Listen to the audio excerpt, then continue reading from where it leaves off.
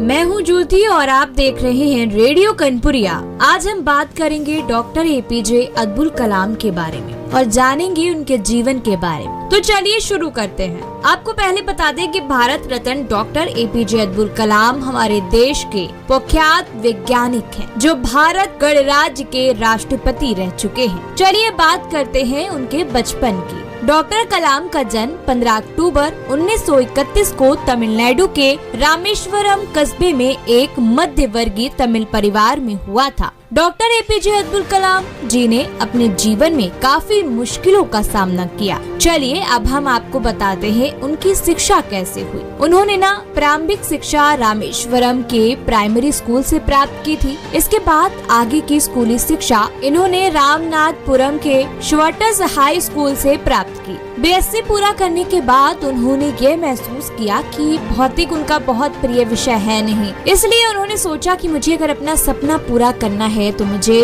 Engineering में जाना चाहिए। आपको बताते चले कि जब वे LAL से एक वैमानिकी इंजीनियरिंग बनकर निकले तो इनके पास नौकरी के 2 बड़े अवसर थे। ये दोनों ही उनके बरसों पुराने उड़ान के सपने को पूरा करने वाले थे। एक अवसर भारतीय वायुसेना का था और दूसरा रक्षा मंत्रालय के अधीन तकनीकी विकास एवं उत्पादन निदेशालय का था। उन्होंने दोनों जगहों पर साक्षात्कार दिया। वे रक्षा मंत्रालय के तकनीकी विकास एवं उत्पादन निदेशालय में चुन लिए गए। उस समय वहां MK-1 विमान की परीक्षण का काम चल रहा था। यहाँ ग्राउंड इक्विपमेंट मशीन के रूप में स्वदेशी होवरक्राफ्ट का डिजाइन था। विकास करने के लिए एक टीम बनाई गई। वैज्ञानिक सहायक के स्तर पर इसमें 4 लोग शामिल थे, जिसका नेतृत्व करने का कार्यभार निदेशक उड़ान में इंजीनियरिंग मॉडल शुरू करने के लिए इन्हें 3 साल का वक्त दिया गया।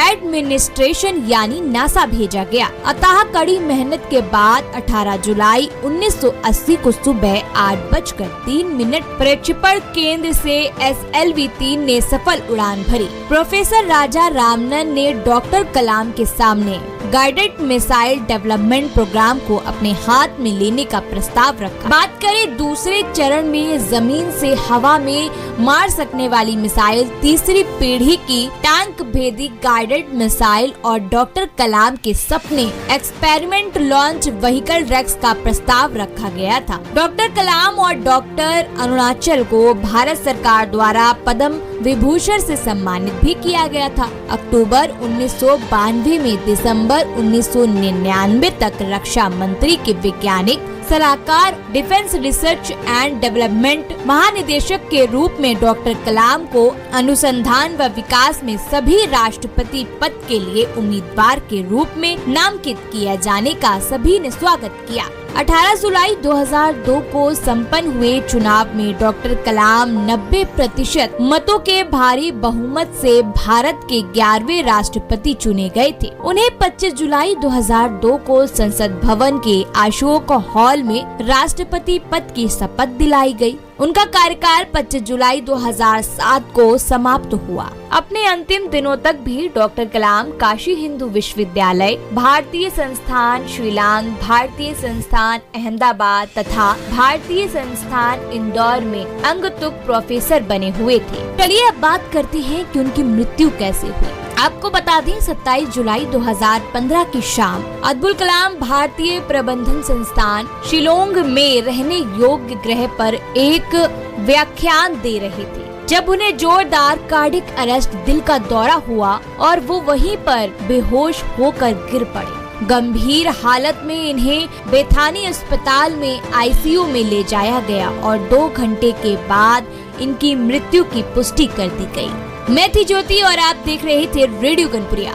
हम ऐसी ही जानकारी आपको रेडियो कनपुरिया के द्वारा देते रहते हैं और ऐसी जानकारी और सुनने के लिए आप वीडियो को जल्दी से लाइक कर दीजिए, सब्सक्राइब कर दीजिए, बेल आइकन प्रेस कर दीजिए ताकि ऐसी जानकारी आपसे मिस ना हो जाए।